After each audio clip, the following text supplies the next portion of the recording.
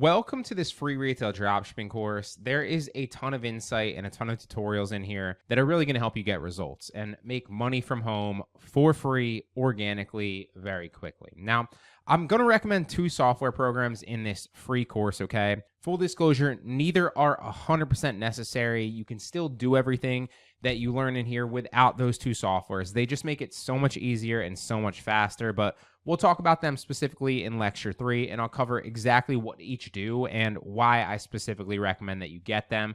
I think it's a no-brainer, but again, you don't need them because, of course, this is a free retail dropshipping course, so you can avoid them if you 100% want to.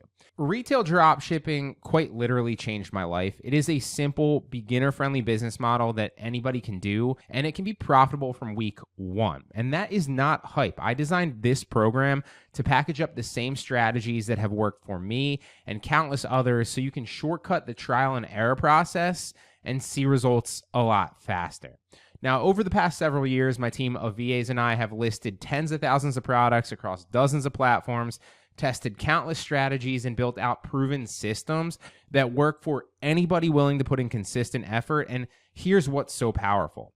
You don't need to spend thousands of dollars on ads to test products. You don't need to spend months building a store, hoping it ranks only to find out if it does or doesn't. And you don't need to risk a lot of upfront money to do this. In fact, you don't really need to risk any at all. With retail dropshipping, you're simply leveraging existing marketplaces that already have a massive pool of ready-to-buy customers on them. I mean, imagine taking products from retail websites and listing them onto platforms where people are already actively searching for those specific products or products like them. That is why it is so profitable so quickly, because the traffic, the customers, they're already there, and we're just putting our products in front of them. They're already looking for them. And with the tools and the software that is available today, it is even easier. There's product copying software out there that can literally take the images, the titles, the descriptions from a retailer's page and recreate a ready-to-sell listing for you in almost seconds. It even allows you to automatically mark your price up so you're building in a profit without doing any of the math yourself. The key, though, is consistency, okay? You don't need to be a genius to make this work. Quite the contrary, actually. It's a very simple business model to implement. You just have to do what most people won't, and that is stay consistent. So the 80-20 principle still applies here. If you focus on the 20% of actions that'll ultimately bring 80% of the results, then the system does exactly that. So let's hop in. All right, so where are we going to be listing on? Where is this course focused around? There are many different sites that you can drop ship on where you'll get you can obviously make some money, right? But a big focus of this course is getting you results quickly and the 80-20 principle in play. So the 80-20 principle states that, 20% of your effort probably ends up resulting in about 80% of the results, right? And vice versa, about 80% of your effort only results in like 20% of the work. So ideally, with that principle in mind, if we could just focus on the 20% of the effort that's going to give us 80% of the results, that is the most bang for our buck, essentially, and that is where we're going to get the most ROI on our time and our effort, okay? So that's what we're going to focus on. Again, while there's a ton of different marketplaces that you can list to, like, Vinted and Curtsy and Vestiaire Collective and like a number of them, right? Bonanza is another one. Like I could go down the list. There's probably 20 of them at least. We're going to focus on the 20% of effort and time spent so we can get 80% of the results very quickly so that you can get results fast and obviously get some, momentum going with this, all right? And then once you set that up, if you outsource it or you have time after the fact, then you can focus on the other 80%, all right?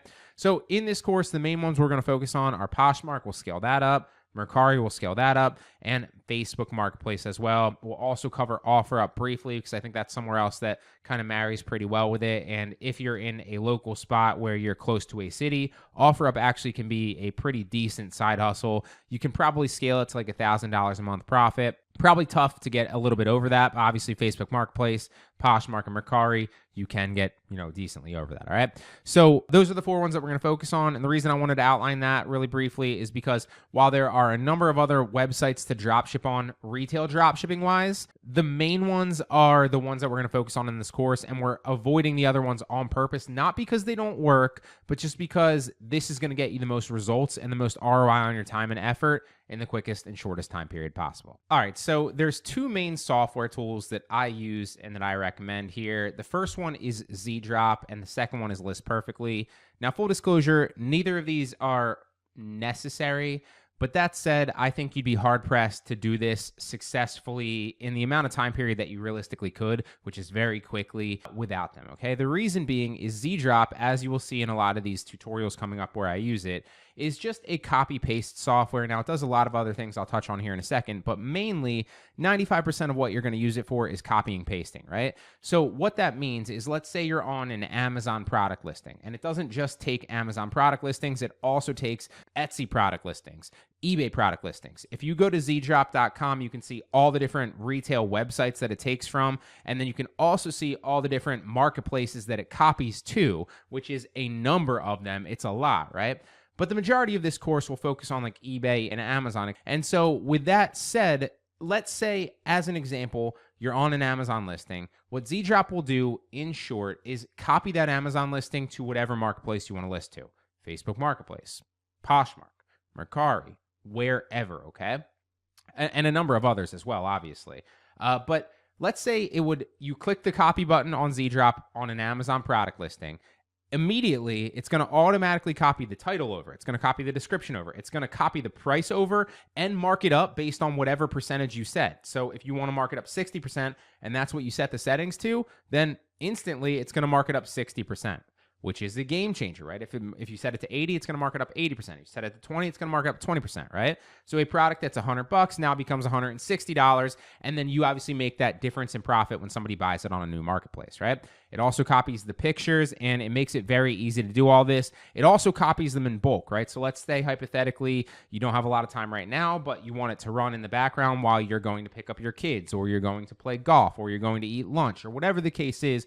You can just add like 50 items to the bulk list on Zeedrop, and then instantly hit run bulk to whatever website you choose, right? And it will, in the background, do 90% of the work for you and list in bulk to that actual website with a bunch of different windows depending on how many you added. So in this case, it's 50, and then 50 windows will pop up, all with those Poshmark listings that you copied over from Amazon or eBay or wherever, and then you don't have to do much. You just have to run through and make sure that they're categorized, make sure that there's no issues with the listings. And obviously, we're going to learn that all here in all these lectures based on the specific marketplace that you're listing, right? And then different nuances of each. But the power of this software is it helps you copy listings from websites to the retail dropshipping marketplaces that we're going to list on very quickly. Literally in seconds, right? And speed is the name of the game here, because you can copy it manually. You don't need the software, but it's going to take you a lot longer, and it's going to be a lot more of a headache, right? That's Zeedrop. It also does other things, like helps you copy the address when you're processing orders, helps you do a number of other things, helps you download pictures. There's another number of other functionalities. It also stores all the products that you copy, so you don't have to go out and find that supplier every single time. You can just search a few keywords in the actual Zeedrop search bar. So there's a number of other functions, but 95% of what you're going to use it for is obviously the product copying, right? That's the bread and butter. That's why we're buying it. And I believe it's like $16 a month, so it's not expensive at all. Now, I will link it in this lecture. I do not have an affiliate link for it, so I make $0, zero commission for recommending this software, but I have used it for 6 years, right? Now, I do have a coupon code, but again, I don't get any affiliate commission for you using it. I think it saves you a few dollars on that, so I think I'll link that link to Zeedrop, and I'll also link the coupon code above it in this lecture or below, so just check that out. But that's Zeedrop. In my opinion, it's a no-brainer. If you can't spend $16 to start this business model, you probably have some other issues, and you probably should go out and find a job first, or, you could copy manually, of course, right? But it's a very small price to pay for the ability to scale up and earn hundreds and thousands of dollars a month in profit, okay? Now, the next one is one that you definitely don't need. But again, as you start to scale, especially in the beginning, but as you start to scale, you'll want to potentially invest in something like this because it will make copying even faster, right? So while Zeedrop will copy very, very quickly, List Perfectly is essentially something that will copy from the marketplaces that you've already listed on to other marketplaces, right? So for example, let's say you listed on Poshmark. What List Perfectly will do will take all your Poshmark listings and list them to other websites like Facebook Marketplace, Mercari, wherever else you want to list them to, right? And it will do it very, very, very quickly, okay? So that is advantageous because instead of going back to the original listings and listing them to a number of, Facebook Marketplace and Mercari in that instance, you can just really fast with a click of a button shoot them all to those other websites, and then just go back and again, just verify a few things. You're still going to have to obviously submit the listings and make sure that they're formatted properly, but it's going to have the price that you've already marked up. It's going to copy the pictures, the title, the description, and everything in between, and format it exactly for those other marketplaces. It works very, very well. All right. So there's going to be tutorials and lectures on each one of these. I literally made this entire course already, but I just wanted to touch on those two softwares because in my opinion, they are something that you should think about investing in. Zeedrop, get it, okay? It's like $16 a month or whatever, 100% worth it. List Perfectly, you do not need it in the beginning, okay? So you don't need it in the beginning. I will drop a link to it above or below with a discount code. Again, I've been paying for this software 6 years now, but if you're starting to scale or you plan on scaling very quickly or you just want to copy, you want to go ahead and list to like Poshmark or Facebook Marketplace or Mercari very quickly with Zeedrop and then almost like instantly list back to the other ones, I would invest in something like List Perfectly, okay? But you don't need it in the beginning. I would get it as you scale, all right? So those are the two ones. Hope that helps. With that being said, in the next lecture, we're going to jump into how to dropship on Poshmark, and then we're going to move into Mercari and Facebook Marketplace and some other places, along with some nuances of each so you can sell more on those platforms, all right? So let's hop into the tutorials. So I want to briefly show you how to dropship on Poshmark using Zeedrop from sites like Amazon, Walmart, etc. Really any website that obviously fits the shipping parameters and will get the products to you fast. But obviously for the majority of beginners, I typically recommend Amazon using Amazon Prime and Walmart using Walmart Plus, at least in the beginning to build the base of your store, right? So I'm going to show you a tutorial here of how to use Zeedrop. Zeedrop is a software I've been using for 5-6 years now. It's great. If you want Zeedrop, you can go to zeedrop.com. That is ZEEDROP.com.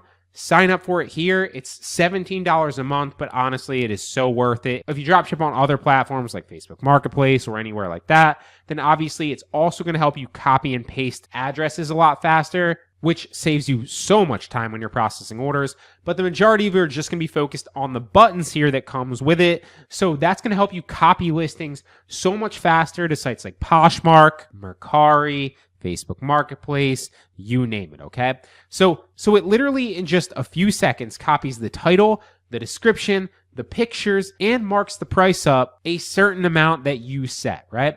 So once you sign up for Zeedrop and you install it, you'll be able to sign in here. The first thing that you want to do is come into your settings and actually set it up, right? So you can see I have my profit margin set to 75%. You could set this to whatever you want. Obviously, you want to account for marking the product up so you're making money. You also want to account for any offers that you plan on actually making on the product, right? And you also want to account for any of the site fees, okay? So Poshmark, which we're going to be dropshipping here specifically, has the highest fees of any platform. That's why I have it marked up to 75%. I also have an offer bot that goes through and makes offers to likers at discounts. So I need to mark it up to account for any of the offers. So if my offer bot makes an offer, I don't lose money on a sale, right? You can mark this up 60%, 50%, 40% if you don't plan on making offers. I typically mark them up higher because I'd rather make more money in less sales than more sales, more work, and the same money. But this is just what works for me. Again, you could play around with this, mark them up higher or lower based on what you want. I'd recommend on Poshmark at least 60%, especially when you're starting, right? Now, you can set up the profit percentage or the profit amount if you want that per sale. I always go profit percentage here. So if we unclick that, go back into settings, you'll see it's set to 75%. I don't ever really put custom templates. You can play around with that if you want. I used to do that a lot on Facebook Marketplace when I dropship there. I don't do that on Poshmark or Mercari or anything like that. I literally just have a copy over the actual description, and then I make sure that there's nothing in the description, all right? Now, for quantity, I typically always recommend to set this to 10. You don't want it to have a quantity of 1 or 2 or 3 so that if you get a sale or two really quickly, then you're out of stock on that product and you don't even know it. So you want a decent amount of your quantity, but you also don't want to make your quantity like 100 or 1,000 because that's going to look a little bit shady. It's also going to increase the amount on your store very quickly. So it'll show like their average revenue that you have in stock. If you're having like billions in revenue because your quantity is like 100 every time, that's going to be a red flag in my opinion. So keep this at 10. That's what I recommend. You could also go 5 or anywhere in between if you want, right? Now, we're going to come back to talk about the run bulk feature here after I actually show you how to list here a few times. But if in the future you want to run bulk, just remember you can't run bulk on anything. You have to come back into your settings and switch what the actual store is that you want to run bulk on, okay? All Run Bulk does is instead of copying it one at a time, it lets you copy listings, 5, 10, 50, 100 at a time. But again, I'm going to show you that here in a second. Don't worry about selecting the country. Don't worry about running the monitor. I don't use that for this. I don't monitor any of my stock levels, so you don't really need to worry about that. Now, obviously, we're not dropshipping on Facebook here, but if you were dropshipping on Facebook Marketplace, you could set up your templates here. So hide from friends, automatically publish. You get the picture. And you can see as you scroll through, different stores have different settings that you can actually set up templates for, right? So if you're dropshipping on any one of those, then obviously you'd want to go through and make sure that you're doing those settings. But we are not. So what you want to do is you want to come down here and you want to go to show/hide buttons. And this makes it really easy to show what buttons and what stores you want to copy to, right? So if you want to copy Amazon listings to Poshmark, for example, well, make sure that Poshmark is clicked here. As you can see, Poshmark is clicked. I have all these stores clicked because I actually dropship on and list to all of these. And Zeedrop integrates with every one of these stores if you have it clicked, right? But if you don't want to jumble up your feed, so obviously you can see all these buttons, or you're just focused on dropshipping on Poshmark, Mercari, and Facebook Marketplace, whatever the case is, then just select those buttons. It's going to make your life a lot easier because it's not going to confuse you or your virtual assistant if you ever decide to hire and outsource in the future, right? So that's the run of how to set up the settings. Again, all the buttons to where you want to dropship from based on the actual stores that you're listing on. And then the basics are just set your profit, set your quantity, and then come back over on the bulk feature after I show you one or two listings, right? So once you set it up, it's just as easy as being on the listing, whether it's Walmart, whether it's Amazon, where it's wherever. If you need to know the actual sites that Zeedrop integrates with, just go to zeedrop.com. You see that they support all of these marketplaces. As you can see, Poshmark is on here. It also supports all of these, so you can copy from any of the sites. I'll show you them here in a second, of the hundreds of sites that they actually copy products from to any of the marketplaces that they copy products to. So you could take any of these. For example, you could copy IKEA to Poshmark. You could copy IKEA to Mercari, IKEA to eBay, IKEA to Facebook, IKEA to Shopify. You get the picture, right? You could also copy Kmart to any one of those. So you can copy any one of these stores to any one of those marketplaces. It is a game changer. You just need to make sure that you're on the listing on one of the websites that it lets you, and obviously have this button checked off in the back end of your settings in Zeedrop, and you can copy those products, right? And it's just going to copy the title, like I said, the description, the pictures, and mark the price up automatically based on what you set that percentage to be when you set up your settings. Again, I did 75%. So let's go to a listing here. Obviously, you want to do product research, and you want to make sure that you're listing hot in-demand products.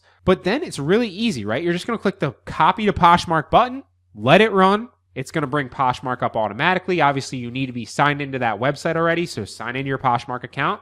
You'll see it pops up with the Paste by Zeedrop. Click Paste by Zeedrop. It's going to take 10 to 15 seconds roughly to copy everything over. You can see it copies everything else fast, and then it copies the picture a little bit slower, so give it like 10, 15 seconds per listing. As soon as the pictures pop up, then you can accept them, and then you know you're ready to move through and edit the listing. So there we go, the pictures. You can obviously make sure the best picture's in the front. If you want to switch up the picture, you just drag it as the actual picture right here with the check mark, apply it, or you could also drag them here later on. And then you just want to go through and you want to edit everything around, right? So you need to take 45 characters out of this title because it can't be greater than 80 characters. So I'm going to cap it at 10 right there. You will be slow in the beginning when you don't know how to actually go through and make these listings a little bit easier. But as you do a few of them, you'll get very quick at it very fast. Like I can probably list manually copying from like Amazon or Walmart to Poshmark realistically in like 30 seconds a listing. You just have to kind of know what to look for and be very quick at it, and Poshmark helps you do that. So does the bulk feature. I'll show you that shortly. And then you just want to make sure that anything in the description isn't giving any money back guarantees, any brand information for that actual brand, or any warranty information or anything like that. Now, typically speaking on Amazon, that's going to be the last bullet point most of the time, not always, but most of the time. So just take a look at the actual description. Obviously, check to make sure that there's no warranty, no brand information, no money back guarantees, nothing about it being an Amazon product. And then if not, you're good. Just keep everything else in there and delete all the things that you need to out of the description. Category, you just categorize it. So what is this? Obviously, it's a sign. So just find the best category. Again, you will be slower at finding categories in the beginning, but as you do 5, 10, 15 products, you will know immediately, oh, it's this category, and how to find them so much faster. So you will be slow in the beginning. That is fine. You will get faster, I promise you. This is like second nature now. I can list on all these platforms super fast. So this is a tin sign. You could put it in other. You could put it in home, wall decor, other, you get the picture. I'm probably going to choose wall decor here, and we'll say art and decals. Now, multi-item, I always say 10. Is this new with tags since we're dropshipping new products? Obviously it is. The brand, if you're dropshipping third-party products from Amazon, I wouldn't worry about putting the brand in. The only time you want to put the brand in is if it's a popular, recognizable brand and you're reselling most of the time, because then it's going to bring eyes to that listing because it's a popular brand, right? Nike, Adidas, DeWalt, stuff like that. But if you're drop shipping a product with a popular brand name, you probably don't want to put the brand name in there because then people are just going to price check it on other websites. So most of the time I leave the brand blank. I also typically leave the color blank, although if it's something specific where you're drop shipping clothing on Poshmark or something of the sort, you could obviously add the color. That's going to help increase your conversion rate, help give the buyer more information about the product, and help decrease the friction to the sale. Now, tags, you always want to put tags in here. So what is this? It's a sign, it's decor. And if you need ideas for the keywords to put in there, you can just look through the description or the title and find what to actually put, right? So I'm going to say Halloween is another one. It doesn't just have to be like one keyword as well. You can put multiple keywords. So you could have Halloween sign, enter, and then your keyword would be Halloween sign. So anytime someone types Halloween sign in, yours is going to have a higher likelihood to pop up. You get the picture, right? Now, original price and listing price, I always put original price at 0, and I put the listing price based on what it marks up at, right? Because it's going to mark both of those up. You can see this is $8 on Amazon. It marked it up 75%, which is $14. Another rule of thumb for me is if it's always, I tell my VAs this as well, in the beginning, you will not have a VA. You won't be outsourcing any of the listing. You're going to be doing this yourself. It's going to go so fast with the bulk feature. But as a rule of thumb, I typically put the listing price if it's under $25 just to make an extra markup on the profit, because I don't want to do the legwork for like $3 or like $2 often. I'll always put anything that's under $25 as the listing price after Zeedrop marks it up to $25 minimum. I don't sell anything under $25 unless I'm getting an offer or my offer bot is making an offer. That's the only time where I'll actually accept something lower than that. And then we just list, right? I always keep the original price 0 and the listing price at what I actually want it to be. I find that that looks better. Some people try to actually put the original price higher and the listing price lower. What that does is it puts the price on the listing, crosses it out, and makes it look like $25 is the sale going on. I find that it doesn't increase conversion rate. It actually has the opposite effect. So I like the clean look of having 0 as the original price, so it doesn't look like it's on sale. This is the price of the item. It's brand new. This is what it's worth. And then obviously let your offer bot do the work, let your share bot do the work so that you're getting more sales. And again, we're going to cover all of that later on, so do not worry. And then you just next and list it. Boom, list the item. If it pops up with any warning here, perfect example, fragile item detected, oversized item detected, just publish the listing anyway, don't worry about it. And there you go, we listed our first item, right? So let's list one more and then I'll show you how the actual bulk lister works. So copy to Poshmark, there it goes, it copies to Poshmark. As soon as the paste button pops up here, we'll paste by Zeedrop, give it 10-15 seconds to copy over, and then as soon as the pictures pop up, we know it's fully copied and we can just add the pictures and then move on to editing the listing. There we go. Now apply them. Again, make sure the best picture's in the front. First thing we're going to do is come down here and edit the title. I typically take the brand name out. So if there's a brand name in the beginning, as you can see Goose right there, I'll take that out. We'll start taking out some here at the title. So there we go. Title done. Now again, you're going to want to go through the actual description and make sure that there's no warranty, brand information, anything about it selling on Amazon, any money back guarantees. As long as there's nothing in there, you can obviously keep the majority of it. Just read through really quickly. Make sure all that's not in there. So if it's a description like this, where obviously A, we're way over the actual character limit of 1,500, and we need to take a bunch out. But B, a lot of this won't really help you typically make more sales. Obviously, the more keywords in there, the higher likelihood it's going to show up for a number of things. But typically speaking, the actual main description is going to be good, so I'll delete all that. Obviously, the last bullet point here has nothing about brand warranty or money back guarantee, so we're good. Then we're going to list this. So this is home decor. I'm going to say holiday because it's holiday decor, and there we listed it, right? And there we categorized it.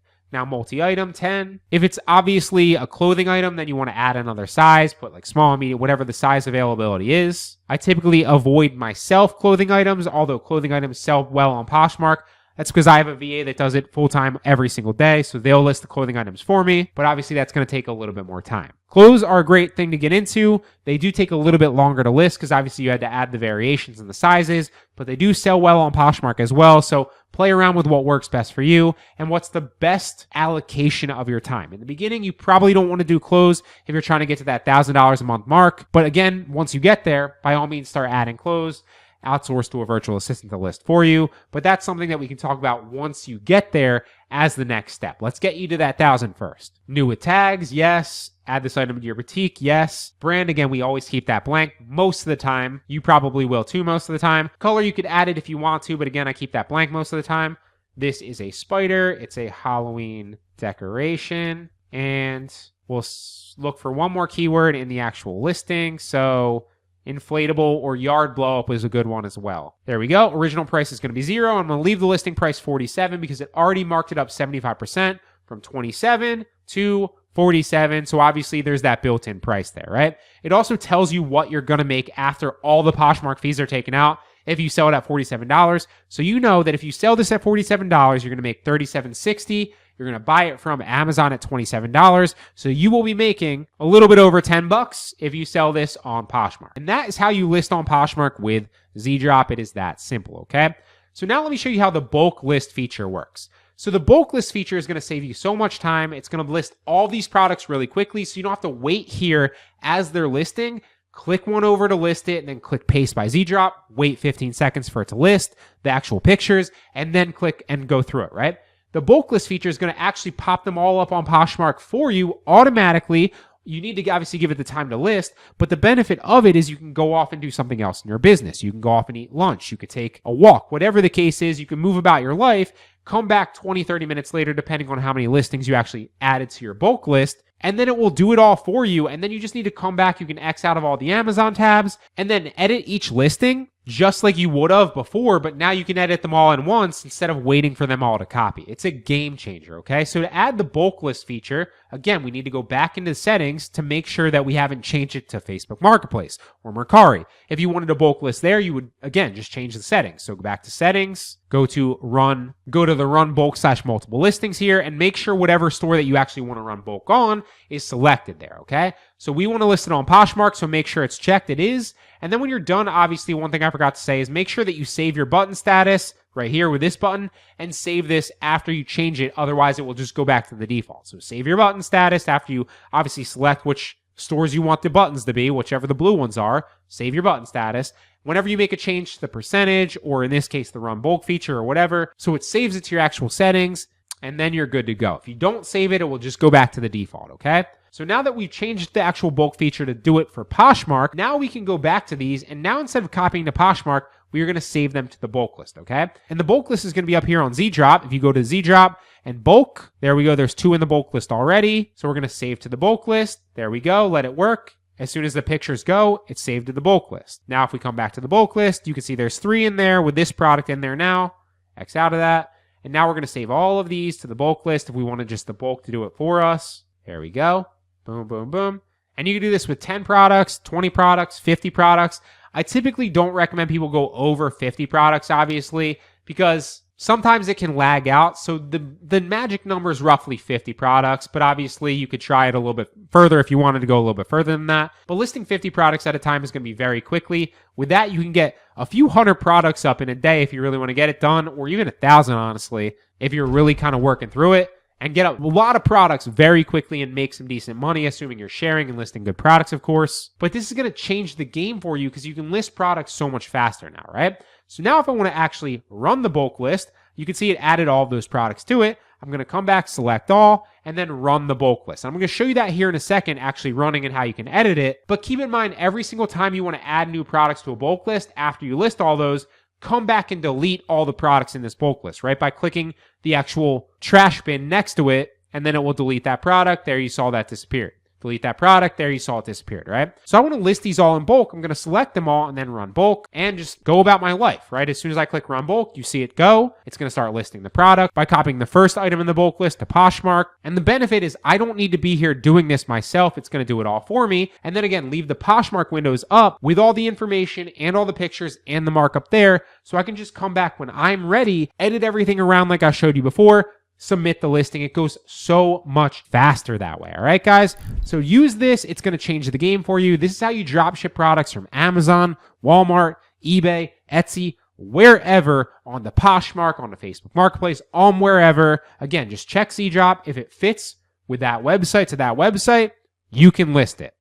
Hope it helps. Are you a Poshmark seller, but maybe you're not getting the sales that you thought you would? I get it. I've been there. And the chances you're probably overlooking at least one of these things. So in this video, we're going to cover several things to keep in mind to make sure that your Poshmark sales are maximized. Checking off all these boxes will ensure that your Poshmark game is as strong as possible. First and foremost, you want to price high and then make discounted offers to likers to drive sales. Now, this simulates urgency because of the timed offer, and it also increases perceived value of buying it now. It sounds simple, but to this date, it has been my best strategy to get sales and still works extremely well. Secondly, when someone does make you an offer, you can then decline it and raise your price. For whatever reason, it doesn't notify the potential buyer that makes the offer that the price has changed, nor does it say it on the offer page. So when you do this and they come back to take a look at the offer they made and why it got declined, they'll think they might have lowballed you and then they'll offer you more. I'd say this probably works around a third of the time and ends up with you getting a higher offer and ultimately more money in your pocket. Third is share as much as you can. So for example, sharing from your closet actively puts those items in the feed of the people that follow you. And sharing from parties brings new eyes to your closet and more attention on your items, because ultimately Poshmark is kind of like a share for share culture. So when you share their item, most people will come back to your closet and share yours. And that also just brings more numbers to your closet overall, and therefore the probability that you'll make more sales increases based solely on simple math. Not only that, but the most important reason you want to share constantly is Poshmark will rank the items that you share higher in search. Put simply, if you just shared an item, it'll have much more visibility than if you didn't. And that ties me into the next point, which is you need sharing software. In order to get sales, you'll need to spend all day sharing, and if you're doing it manually, nobody wants to do that. And if you're not using sharing software, you're basically competing with one hand tied behind your back against other people that definitely are. And you're going to struggle to get sales, I promise you. Fifth is understanding trends and market timing. So what I mean by that is understand what to list and when. For example, if it's getting warmer out, it's probably time to start listing more things that fit warm weather, like clutch purses or light dresses or shorts or coolers, for example. If it's approaching fall or winter, then maybe it's time to look into listing hats or winter coats or scarves. Obviously, those are easy examples, but hopefully that starts to get you thinking in the right direction. But if you're listing winter coats in the summer, you're going to struggle to make sales. So just have at least some pulse on what to list and when, and you'll sell a lot more organically. Finally, you should think about starting to drop ship. If you're reselling products on Poshmark, that's great, but ultimately you're handicapped by how much inventory you have and how good it is. Plus, you'll have to front all the money to purchase it and store it all as well. And dropshipping is such a better business model to at least implement in conjunction with your current inventory. You won't have to front any of the money for the inventory. You won't have to have enough space to store it all, and you can just list whatever products you already know are selling well on other platforms, and that will give you a higher likelihood to make more sales. And if you're under the impression that you can't dropship on Poshmark, you certainly can if you do it correctly. So use this video as a checklist if you want, and try to make sure that you're doing all these things consistently, and I'm willing to bet your sales will start trending upward. So in this lecture, I'm going to teach you how to dropship on Mercari. Mercari is one of those, a lot like Poshmark, that is super promising if you're doing retail dropshipping. Now, there are a few things, just like Poshmark, that you need to understand if you plan on dropshipping on Mercari effectively. But if you start dropshipping on Mercari, there's no reason that you can't be making a few $1,000s a month or two from now if you scale it up the correct way with the correct products and you don't try to jump the gun, okay? I'm going to outline 2 ways that you can do it effectively here in this tutorial, but just understand the nuances of Mercari and then scale consistently and you'll be fine. Now, there's 2 main ways that you're able to dropship on Mercari, okay? So the first is direct to the customer, just like anything else, right? So for on Facebook Marketplace, for example, we've covered like how you can just list products and then ship them directly to the customer from your supplier and then input the tracking number. You don't actually have to be the middleman. You can do the same thing on Mercari. However, there are some nuances involved with that, okay? You need images first and foremost that don't look stock photo-y, because on Mercari, they're really touchy about stock photos being in your listing, okay? I used to recommend that you only need one review image on the front and then the rest can be stock images, and that can still work to a certain degree, but I would take it a step further even and just go all review images or all photos that look like they've been taken by an actual person on an actual camera that don't look stock photo-y, a lot like this, right? This is an example of a listing with a lot of stock photos that you wouldn't be able to get away with. Same thing with like any Amazon listing. Like for example, if we were trying to list this fish oil right here and Mercari sees this, they're gonna flag you. You're gonna get a notification that you violated their policy, and too many policy violations will eventually lead to an account suspension, all right? So it's not worth it. Just scale slowly, do it with the right products, and you'll be totally fine. Now, there's two main ways that I do it. Mainly with eBay, I'll do it directly to the customer. The key is finding listings on eBay that don't look too stock photo-y and actually have pictures that look like somebody took them themselves, right? So this pull-ups right here is a perfect example of an image that it looks like somebody actually took themselves on their computer, right? This pull-ups right here, not one of those. This one is one of those. It looks like somebody kind of took it themselves, right? This one, again, looks like somebody took it themselves. This one kind of looks like somebody took it themselves. This one does not, right? It's too stock photo-y, okay? And the reason I like it with eBay is because if you're shipping directly to a customer on Mercari specifically, you don't want to run into issues where you need to use a taco tracking number. It can work, but long-term, inevitably, it's going to piss some customers off. And since it's against Mercari's terms of service to actually do so, you don't want to get in trouble and get caught doing that. So I recommend going with somebody, if you're shipping directly to the customer, going with somewhere like eBay where you know these are third-party sellers and they're going to be using a USPS, a FedEx, or a UPS tracking number, so you're fine. So as long as you're using something like eBay or somewhere where you know that they're going to use one of those three main carriers that you can then input into Mercari, and your listing has images that don't look like they're stock photos and look like you took them yourselves, then you'll be totally fine. I've only really identified eBay as being a place like that, all right? So for example, if I wanted to list this on Mercari, I wouldn't, because it doesn't have multiple quantity on eBay. The toughest part about finding listings on eBay are finding listings that are high quality, that have the information and good quality pictures that don't look stock photo-y. That's number one. And number two, obviously, once that is the case, you need to find something that with multiple quantity so it doesn't become out of stock before you can sell it, and then it ends up being a headache anyway, right? So this one only has one left, but again, that's an example of a stock photo one. This one is a perfect example of one that has multiple quantity. I can mark up, sell on Mercari, and it looks like the photos have been taken by somebody literally on a table. It does not look stock photo-y, right?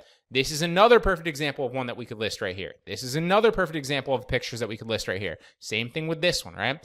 So it really just becomes the nuance of finding these type of listings on eBay. With a little bit of searching around, you can find them relatively easy. I just wanted to hit that home in the beginning because that is the most important thing that you need to understand if you want to be successful long-term dropshipping on this platform. But it is a great platform with a lot of sales velocity, especially with the right products. Now, if I wanted to copy this to Mercari, I would just copy to Mercari. And since this specifically is eBay, where I know that I'm shipping it directly to the customer, that's how I'd set this listing up. Now, right after this, I'm going to teach you, just like anything, right? You'd paste by Zeedrop. Right after this eBay example, I'll do one more with you, and then I'll show you a different method that you can use. I utilize both of them. One from Amazon and Walmart, where I do the dropship arbitrage, and one from eBay, where I directly ship to customers. I'll list from both, and I'll do both. So as soon as this pastes in the pictures here, there we go. So now we have all the pictures. They don't look stock photo-y. We want to make sure that just like anything, you don't have anything about eBay in the description. A lot of things on eBay will potentially have eBay in the description. A lot of them will say like, find the best deals at eBay. Just make sure there's nothing about eBay in your description. That's again, another way that you can get flagged on Mercari. So just do like a Control F if you're on PC or a search function if you're on Mac. I don't know what the search function is. It's something similar. And then type in eBay and make sure that it does not say eBay on the page. So we're good there, all right? Now we add the hashtags. You would do the same thing. So you just add a few hashtags here. So we'd go like wall mount, tools, tool holder. This is not tools and collectible, or this is not toys and collectibles. It's tools and equipment. I'm going to say no brand, even though this is made for Ryobi. It's not Ryobi. It's made for Ryobi. It is new and there is shipping. So keep that in mind with With some eBay listings, there will be shipping, so just account for that in how much you mark it up, all right? But again, Zeedrop will automatically mark it up. This is another great platform that you can dropship on. Now, when we're doing it from eBay specifically, we're going to ship it to the customer directly, like I said, right? We're dropshipping it directly. So if that's what you're doing with eBay, you want to make sure that you have ship on your own selected, all right? And make sure that it marked it up. It did. It doubled the price almost, right? It marked it up. I think I have mine set to like 70% currently, but we also want to account for the shipping charge. So I'll mark it up a little bit more even, and I'll go $19. And now we know that we're paying $9.25 plus $3.25. So what is that, like $12.50? So $12.50 plus tax is probably, we'll say $13.50 maybe. So I'm really only going to make like $2.50 if I mark this up. That's not really enough to kind of be worth it. So I'll mark this up to $25 and make sure that I'm making a little bit more. Again, the only reason that this comes into play is one, because they're shipping, and two, because this is a relatively cheap product. If you're using Zeedrop to mark up a product that's more expensive, for example, you're not really going to have to manually mark anything up because it's already going to mark it up a significant amount for you already. So you don't really need to worry about that, but only if you're really dealing with shipping or something that's relatively cheap. I'm going to turn smart pricing off because I don't want this on if I'm drop shipping directly. I don't want to monitor my prices, and then I'll simply list it. And so there, we listed that one in Mercari. Now let's show you another example of ones that we can and can't list. So this one, again, stock photos. Clearly, another reason you want to avoid this is because it has the Suzuki Parts Express brand name in that. So you don't want to list that because that could be an IP complaint, right? On Facebook and on Mercari. Always avoid brand names in the pictures, and brand names if it's like a third-party seller in the title. You want to avoid those at all costs, all right? Plus, this only has one, but we wouldn't list it anyway because it has stock photos. Now, this is another example right here, something that you might want to list because it's not stock photos, but it is pre-owned, so keep that in mind if you're listing that as well. You can list pre-owned stuff. I do from time to time, and it can work, although keep in mind that you want to make sure that there's multiple quantities. So this one is a perfect example of something that looks like is not stock photos. You can clearly see somebody took this against a wood background. So it's going to look legit if we list it on Mercari. There is shipping, so we need to account for that. A lot of times there won't be on eBay, but just keep that in mind in case there is. So we're going to copy it to Mercari. There is multiple quantity, and then we're going to paste it by Zeedrop and wait for the pictures to come in. All right, there we go. So the title looks pretty good. It's already got no bad keywords in it or anything like that. We want to make sure that, again, there's no eBay in the description. So we're going to search for eBay on the page. Okay, no eBay, thank God. Now we're going to go Craftsman here. Because Craftsman is an actual brand, we don't need to worry about taking that out because it's not a third-party brand, right? It's a main brand that's going to help us get more eyes and visibility on this listing. So I'm going to keep it in there. I'm also going to use it as a hashtag. We're going to do tools and we'll go wrench. It looks like it's already been categorized in tools. Craftsman's already been branded. It is new. The color is red just because the background's red, so we'll keep it there. Again, we're shipping it directly to the customer via eBay, so we're going to ship it on our own. Now we need to obviously turn off smart pricing, and we want to make sure that we account for the $10 shipping. We don't forget that. So $10, so I'll mark it up another $10, and we'll go $49 just to stay under $50. Then we make sure I'm making $42. This is going to be $32 to ship, maybe a few more dollars, maybe like $2 more, so we'll say $34 if you account for tax. And that's totally fine. That's an $8 profit margin, so we'll list that. And that's how you can drop ship on Mercari directly to customers. Again, just make sure no stock photos in your listings, and use suppliers, especially like eBay, that you know are third-party sellers, so you know that they're going to use a USPS, a FedEx, or a UPS tracking number, right? Because if, for example, you would try to drop ship Amazon or Walmart, like I'm going to show you here in a second, or any of these other places directly to a customer, even if you were to use all review images, you might eventually run into an issue where you have a TBA tracking number on Amazon, or you have a DoorDash tracking number on Walmart. And that is something that you want to avoid on Mercari. They take that seriously, and all it takes is a customer to ask you that via messages, and then their algorithm will pick up on it very quickly. Or a customer to report it to Mercari in a case, and then again, Mercari takes that very seriously. So you don't want to go through that. Slow and steady scale. Use eBay directly like I just showed you, or you can use Walmart and Amazon, but use Amazon Prime and Walmart Plus, and then order to you first and do the dropship arbitrage. So if I were going to do it from Amazon or Walmart, it's the same way on Walmart. You just grab the review images. I'll show you the same thing on Amazon. You just want to grab listings and only take listings with high quality review images that you can then use on your listing, and then you can use all the other information, copy it over with Zeedrop so that it stores the actual URL so you can go back to it and then you order it to yourself first, use the Mercari label, charge the customer for shipping, and then ship it out with a Mercari label, a lot like you would do on Poshmark, a lot like you would do on Offerup, and any other place where you need to do dropship arbitrage, right? So I don't always do this. A lot of times I'll ship directly with eBay, but I do list products that I know are hot selling products on Mercari like this, and it works very well. You just need to do the dropship arbitrage. Okay, we understand we need to do the dropship arbitrage. We understand that we need to find Amazon or Walmart listings with a lot of review images. How do we do that, right? Well, typically speaking, if you're finding high quality products that have a lot of reviews and have been on the platform for a while and are rated well, they're gonna have good review images most of the time, right? So let's open this one. Let's open this one. Also keep in mind that if you're doing this with the dropship arbitrage, you might not want to dropship a desk, right? Or you might not want to do something like super big because you have to take that to the post office, to UPS or FedEx yourself. So keep it relatively small. It can still be something on the bigger end, like it can still be a bigger package, but just keep in mind that you have to take that to the actual post office or UPS or FedEx yourself and drop it off with the label. So let's go this one. We'll try this. Let's go these sunglasses. We'll try these. And we're just looking for images that have high quality review images that we can then list to Mercari. So the first thing you want to do is check if it has review images and if they're good. Can any of these be used on Mercari in your listing to sell the actual product, right? Well, some of them actually can. This is a pretty good picture. This is a pretty good picture. That's a pretty good picture. I'm going to take all of those, right? So what you can do then is you can just clip the review images. You'll also get more bang for your buck if you do this along with Depop and Vinted at the same time. So if you're grabbing these review images, don't just list this to Mercari, list it to Depop and Vinted as well. But I'll teach you Depop and Vinted coming in a few lectures. Just keep that in mind. And then you can list all of them very quickly because you'll have all those review images. So now that we grab those 3 review images, we can sell the listing because Mercari's not going to know that we don't have this and we're sourcing it from Amazon first because it looks like we took the images that we put on the listing.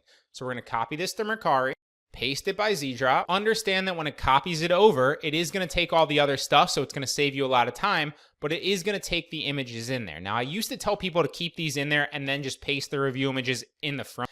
I don't recommend that anymore. Just play it safe. It's better safe than sorry. Just delete them all. It's not necessary, and then upload your review images that you grab. And now drag the best one in the front, and that's a pretty solid listing. It looks like I took these myself, right? You might get the random message if you take a review image that looks high quality, like, hey, is this new? And you can just reiterate, like, yeah, this is brand new, never opened, like I just took the pic. There's the title, drag this down, make sure there's nothing about warranty information, brand information, money back guarantees, same as Facebook Marketplace. Does not look like it is. There's nothing about any brands, so we're going to drag this down. This is going to be sunglasses, glasses, we'll go shades. There we go. And we're going to say that these are men's sunglasses. These are not Dolce & Gabbana. They're no brand. They're new. I'm going to leave the color off just because I'm not sure if these are brown or black. I'd have to check. They look brown, so they might be brown. They are brown. All right, so we'll keep it brown. Then, since we're doing it from Amazon, we are not going to have shipping on our own, right? Because we're going to order it to ourselves first. We're going to use the Mercari label. We're going to do the dropship arbitrage. Now, with standard shipping, you can pick the specific shipping that you're going to choose, right? So how do you know what that is? You're going to choose a prepaid label, and then you're going to input the actual numbers here. So you go back to Amazon, you scroll down.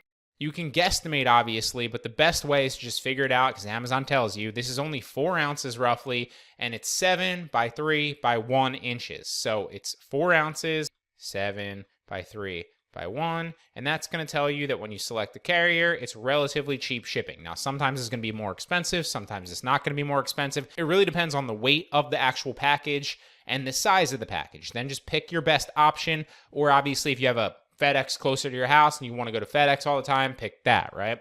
So you can pick the cheapest option or your favorite option. Then you can select that you'll pay. But when I'm doing dropship arbitrage, I typically have the buyer pay so that I don't have to worry about the shipping cost and I can just mark it up using Zeedrop. If you want to offer free shipping, that can work better. But if you're going to do that, then make sure that you input that specific cost into your price so that you can account for that discrepancy and still make the same profit margin. So whichever way you want to do it works, and then you smart pricing off and you list. All right, so we just listed that one. Now let's do one more. Let's find out if this beard one, because it has a lot of ratings, has any good review images. That's the first step. This one's not terrible. That's actually pretty good because it's still in the package. The best pictures that you can take are ones like this, where it looks like you're taking a picture of the package where you can see what the product is, but it's clearly still new. So this is a great image for a listing. We'll save that. Let's try to find a few more. That's not a terrible one. That's a pretty solid one. And you can grab, 2 to 5 images. Obviously, the more images that you have, assuming that they're quality, the better. But for the sake of saving your time, I'm just going to grab 2 here. Now that we have our review images, we're going to go up. We're going to copy it to Mercari, paste it in, and then wait for the pictures to load. All right, there we go. So now that we have the pictures in there, we're going to delete them because we don't want stock images on Mercari. We're going to add our review images instead. That one's first, that one's second. You can put them all in at the same time. I just did it. Now we're going to make sure that the title and the description, just like any other platform, are good with no information about money back guarantees, warranty, brand information, anything like that. Nothing about it selling on the Amazon platform. It looks fine, but we're going to take the price out there, and that looks pretty good. Now we're going to scroll down.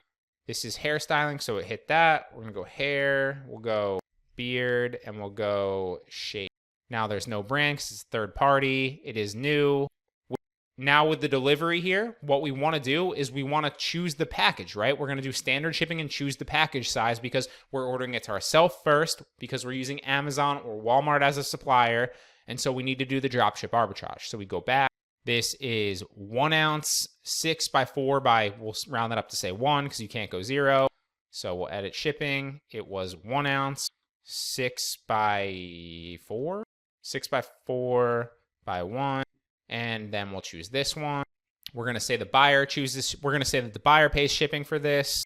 Mark that up a little bit more just so that we still have a margin on it. And there we go. We listed that, and that's how fast it is and how easy. So those are the 2 ways that you can dropship on Mercari. Remember, scale it up slowly. Either do the dropship arbitrage with Amazon and Walmart, but only use review images, or do eBay directly with third-party sellers. But again, only use images that don't look like they're stock, that look like the review images that you took yourself.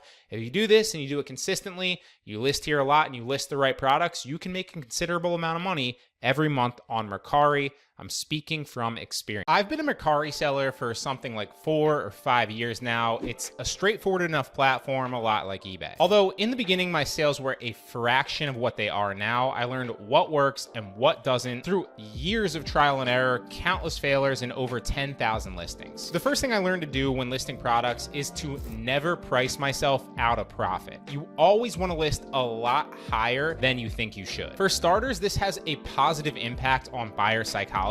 When a buyer sees a listing priced super low, they subconsciously assume that it's not worth that much. And on the contrary, when they see a listing priced higher, they subconsciously assume it's worth more. So believe it or not, one of the easiest ways to make more on Mercari is just price your items higher. Furthermore, you'll notice that a lot of people make offers on this platform, so they'll feel like they're getting a deal. But if your item is already priced appropriately and it's priced low, you won't make much profit, if any, and that's if you decide to accept the offer. So one of my most effective strategies on this platform and others as well is to list high in anticipation of accepting offers. You can even take it a step further if you want to, and then raise your listing price when you do receive an offer and then decline the offer after you do that, which will inevitably bring that person back to the offer page where they'll see a larger discrepancy than they might remember on their offer versus the listing price. And a lot of times this can result in them making an even higher follow-up offer because for some reason, Mercari doesn't notify them when you change the listing on the offer page. Keep in mind, this obviously does come with risk that you won't get another offer, but it's just something that I've had a lot of success with from time to time, so test it out. The next thing I've noticed that works really well is to offer free shipping on all your listings. I've split tested this for years, and I can definitively tell you that the listings with free shipping convert more. Even if the buyer's paying the same exact amount at the end transaction, just the listing price is higher with free shipping, it still tends to work more in most cases. I've also come to realize that good customer service and good ratings help you convert a lot of potential buyers as well, especially on Mercari. Mercari's been around for a while, but newer people just kind of getting introduced to the platform tend to get trust issues when purchasing for the first time. Just look at this Mercari scam video I dropped years ago and how many comments with newer buyers worried that they're going to get scammed are on there. So understand that on Mercari especially, almost every buyer is going to check your ratings and the recent reviews you've gotten and read them before they decide to purchase from you or not. So make sure you're keeping customers happy, keeping your ratings up, because it matters. I also recommend testing the automatic price drop feature on Mercari and the recommended pricing feature as well when you list. The recommended price feature is not the be all end all. Trust me, I price way higher than that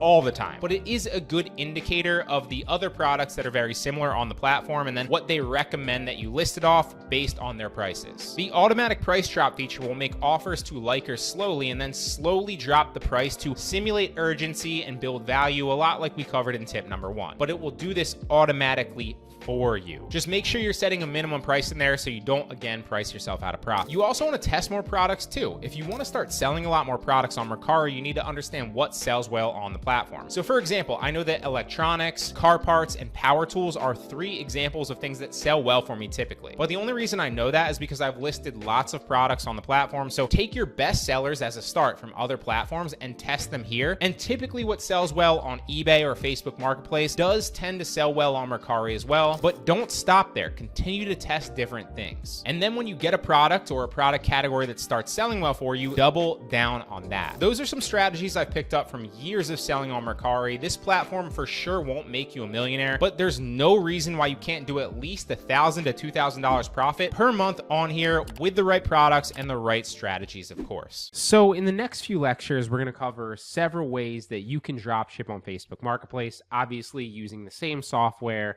Zeedrop, okay? It's the same overall strategy, just on a different website, in this case, Facebook Marketplace. Now, there's several ways to approach it, and they all work. You can dropship directly, obviously, using the same similar suppliers, and I'm going to show you all the different nuances of that in this part of the course.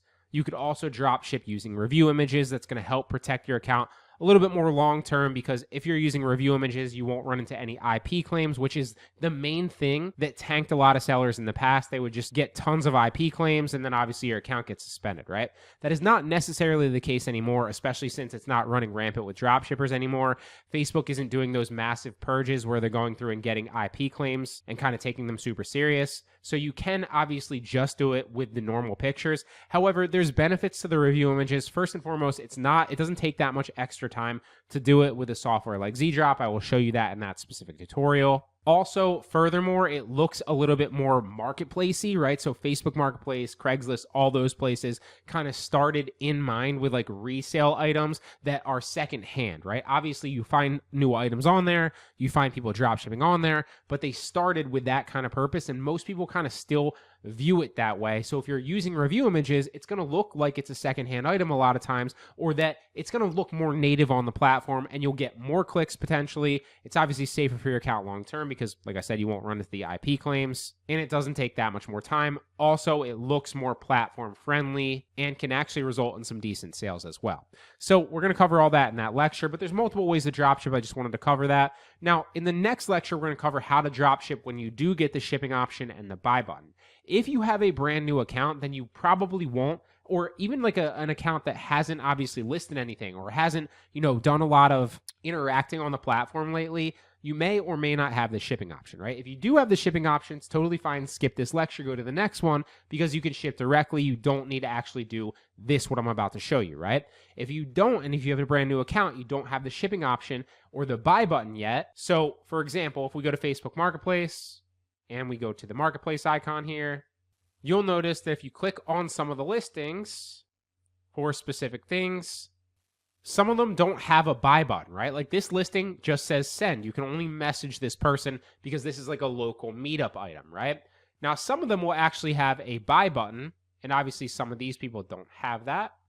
So see, for example, this listing right here, this seller has a buy now option, right? So the difference is this seller that's selling this does not have a buy button. They don't have the shipping option enabled yet because either they're a newer seller, they haven't gone through the process to enable it.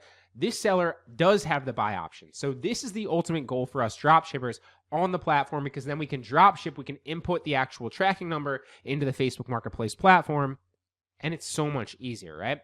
If you do, again, have that shipping option when you actually go ahead to list, then skip this lecture. We will cover that in the next lecture. If you don't, and you don't have the buy button now or the shipping option, then obviously watch this. This will teach you how to still dropship, still sell on the platform, still make money while you're getting the buy button enabled, right?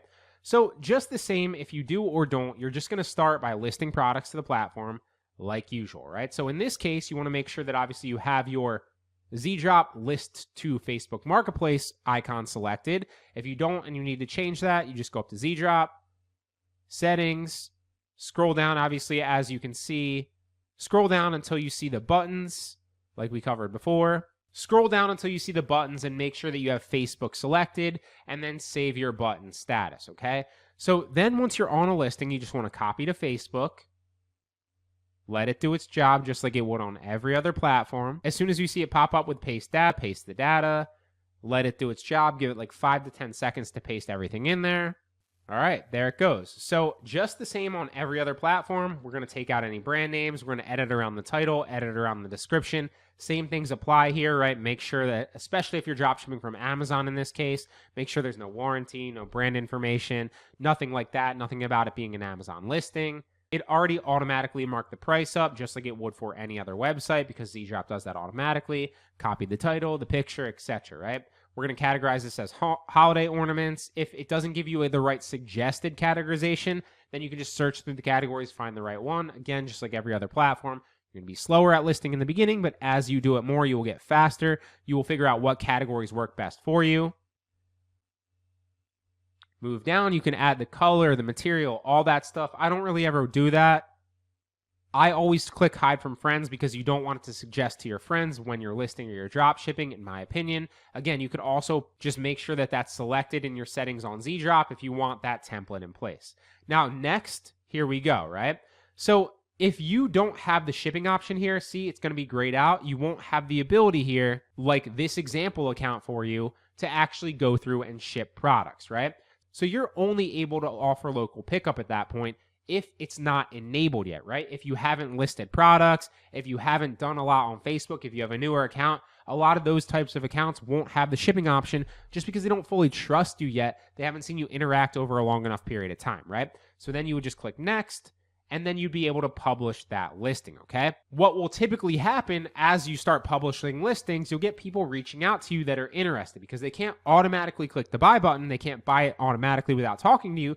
They have to reach out and speak to you, and so you will start to get messages on your Facebook Marketplace account, okay? And then you just want to respond if there's interested buyers that want to purchase with this message right here. This is the template that works the best. So I always say if somebody's like, hey, can I purchase this? Yeah, of course, it's available. Or, hey, is it available? Yeah, it's available. And then if they're interested and they want to meet up to actually get it, you could say something like, right now, because of my schedule at work, I'm not doing any local meetup, but I can certainly ship it to you with a tracking number. Here's the direct link to my PayPal, and then give them the direct link to your PayPal so that it makes it super easy for them to actually send you the money. You take the friction completely out of it, give them the direct link to the PayPal. Don't say, this is my PayPal email, because that means that they actually have to type the PayPal email in and then send it to you. Decrease the friction involved for them to pay. Give them your PayPal link. So when you set up your PayPal account, you can literally just get the link, click request money in your account when you're signed into PayPal, and then grab your actual link. It will look something like this, and then they will get this link where they can literally just click send and then send you the money directly from their PayPal account, okay? Again, decrease the friction. This is the best option if you don't have the shipping option. So you say, right now, again, because of my work schedule, I'm not doing any local meetup, but I can certainly ship it to you with a tracking number. Here's the direct link to my PayPal, again, making it easy. And then you want to say, and make sure to provide me with your name and address that you'd like it sent to. Then as soon as I receive it, I'll give you the tracking number confirmation, and you can monitor it the whole way to you. So obviously this won't convert as many buyers as the buy now button will, right? So you'll see, like, if 10 people reach out to you, for example, maybe 2 or 3 bite on it, or maybe only 1 bites on it, right? And then sends you the money. But this is going to allow you to actually make money dropshipping on Facebook Marketplace when you don't have the shipping option yet. Use this, it works. And the whole goal is to obviously get the shipping option, but this is the best way, this is the best template, and the best method that works when you don't have it yet. Now, to get the shipping option, you need to start listing consistently for a week or 2. So I would say list a product a day for about a week. And then you want to reach out to support. You could do that by just enabling Facebook on your phone. You could also do it just the same on the computer if you wanted to submit a support request. So you come up here, help and support, submit a support request and say, hey, I have a bunch of items listed on Facebook Marketplace, and I'm getting interested people that want to buy my items from a further away location.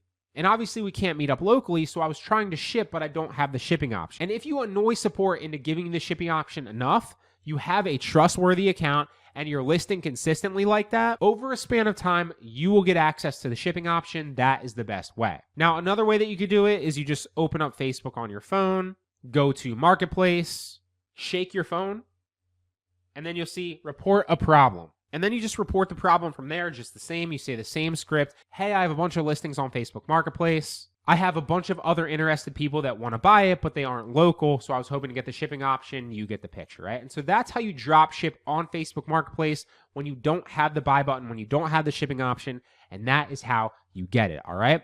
In the next lecture, we're going to move on to how to do it with the shipping option once you get it. And then we'll cover other ways like how to do it with review images. So let's move on. All right, so when dropshipping on Facebook Marketplace, there's two ways to protect your long-term account health and make sure that you can do this sustainably over time, right? The first is to do the dropship arbitrage like we do on Offerup and Poshmark as an example, and a little bit of Mercari, as well as use review images. Now, you don't need to do either of those, but doing both of those will help maintain your account health longer because it will be practically impossible to detect that you're dropshipping. So obviously dropship arbitrage, you would just use the label that Facebook provides, and I'll show you that here in a second. And obviously review images are going to help your listings look more native to the platform because platforms like Facebook Marketplace and Craigslist, for example, started with reselling items, right? So generally speaking, most people still have the perception that they're going to get secondhand items that are used on this platform, although obviously you can find dropship items and new items, right? Furthermore, using review images on your Facebook listings is going to help protect your account from IP claims from other sellers, which used to be a major issue. Isn't that big of an issue anymore, but it's just going to protect your account so you never have to face that issue. So you don't need to do this, especially when you're starting, just to get some actual listings up quickly and start making some money. But as you start thinking about protecting your long-term account health and really doing this consistently over time, I would implore you to at least test these strategies and use them if you want to be completely safe, right? So the way that you can actually do this, if you want to do the dropship arbitrage and dropship with review images, is first and foremost, you need items to get review images that have a lot of reviews, right? If you're listing products that don't have a lot of reviews, like this 38 review bear blow up here, chances are there's not really going to be any high quality review images on this actual product that we can utilize that are going to showcase the actual product well and actually get sales, right? So there's a lower likelihood the lower amount of reviews that you have, but the higher amount of reviews a product has, usually I try to find something that's at least like 400 to 500 reviews, preferably over 1,000. Like this cat right here with almost 1,300 reviews probably has a bunch of really good review images that we can then utilize on our listing. So if we scroll down to the review images just to kind of look, you'll notice that there's a ton of review images here. So see all photos, and boom, it's got a ton of which we can use other people's photos to make it look like we have this product in our possession, and then obviously would do the dropship arbitrage. Now you could do one or the other. You don't have to do both. You could just dropship directly with review images. You could also just do dropship arbitrage with the actual normal listing photos. Both of them work. These are just two tools that are going to help you prolong your account health longer, right? So one of the cool things about Zeedrop is when you're doing it with the review images, you can select the actual images here, and it will bring them over with you, right? So if you go down to the review images and we click the check boxes, like for these as an example, then we scroll back up and we copy it to Facebook Marketplace, it will copy those review images for us. So it really saves a ton of time. And then of course it will actually copy the stock listing images as well, but then you can just delete them out. This is going to save you a ton of time because you no longer have to take snippets of them manually, which is what you used to have to do. So this is a complete game changer now, right? So there you go. It's going to take the listing images, but it also at the end put the review images that we selected, again, all with Zeedrop just by clicking the check boxes. And so then if you want to use review images only, you just delete all the normal images out of there, and bam, now we only have review images on our listing, and it looks a lot better, okay? Then you would go through just like normal. You would edit the title. You would edit the description just like normal. Again, it marked the price up automatically. Now category, this would be a lawn ornament or a holiday ornament. I'm going to say lawn ornament. The condition here is new. And now if you want to do the dropship arbitrage when you click next, instead of actually using your own label, right? So instead of using your own shipping label, you would use the prepaid label that they give you so that instantly Facebook has that tracking number, and there's less ambiguity, there's less customer complaints. They get the tracking number immediately in their order. Facebook has it synced up automatically, and so you don't run into many issues. It doesn't look like you're drop shipping. And then, of course, you would have to order it to your house first, use the label, package it, drop it off at the post office, etc., right? So the way that you can do this, just like you would on Mercari or Poshmark, you don't really need to worry about it, but Mercari is you'd go back to the listing. You'd obviously have to find out the weight. So you just scroll down to the product dimensions really fast and the product information. There it is right here. It's a pound and it's 9 by 9 by roughly 8. So we'd come back, we'd say it's a pound, and we can pick our shipping carrier. Obviously, we'd go USPS first class here because it's cheaper, and then we'd update it. Now we're using the prepaid label that Facebook provides us. So we're doing the dropship arbitrage on this listing, and we did it with review images. So really hope that helps, guys. You don't need to do these two things. They're just two tools that can help prolong your account health and really fly under the radar dropshipping on Facebook Marketplace. Give them a shot. All you need to do to list this to Facebook Marketplace is copy to Facebook. All it's going to do is it's going to simply copy it to Facebook. Now, it might go a little bit slow because I have this up and I also have a bunch of like cross posting for List Perfectly in the background. So like it's doing that while I'm doing this. So it's being a little bit slow. And then you simply, once it opens up this blank page on Facebook Marketplace, but then you just want to hit paste data once it opens it up there. And then it should slowly start pasting that listing in. And that's the simplicity of it. That's all you need to do, right? The Chrome extension does all the heavy lifting for you. Now it's taking a minute. There we go.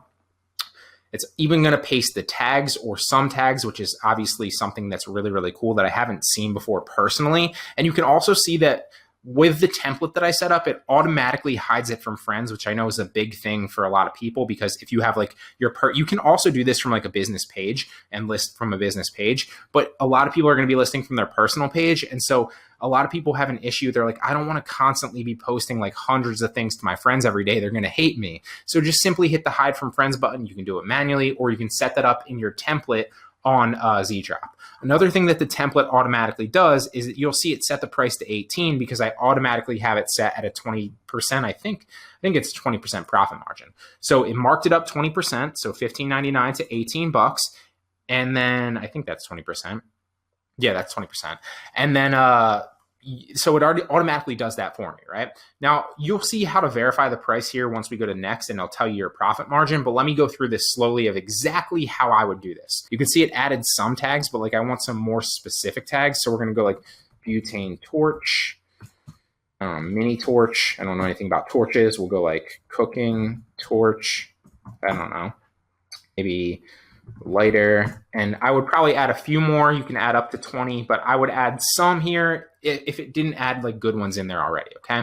But for the sake of showing you, I'm not going to get too involved here. Now we're just going to simply go up the list, right? So we need to add and adjust all these things right here. So it's no, it's not that. It's not outdoor lighting. I'm just going to say tools for the sake of demonstrating here, but I probably want to find like the best category here. It might be like kitchen or home improvement, like something along those lines. But for the sake of showing you, I'm going to just do it like this. I rarely add the brand in here unless it's something like Little Tykes or something like, you know, something that you would like what's another? DeWalt's a good one that seems to get a lot of traction on Facebook. So like if it's a brand like that, that's easily recognizable that people might be searching for, add the brand in, right? That makes sense. But I generally don't.